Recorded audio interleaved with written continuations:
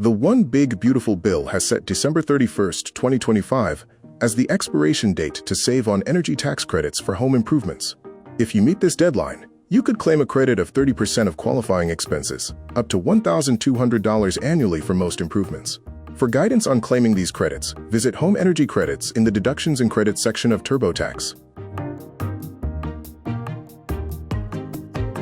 Eligible improvements include things like solar water heaters, energy-efficient windows and doors, and battery storage systems.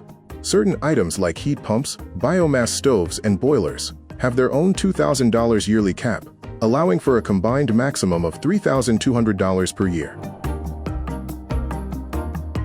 Keep in mind that these credits are non-refundable. They can lower your tax bill, but they won't result in a refund if you owe nothing. Navigate through a series of qualifying questions until you find your home energy improvement.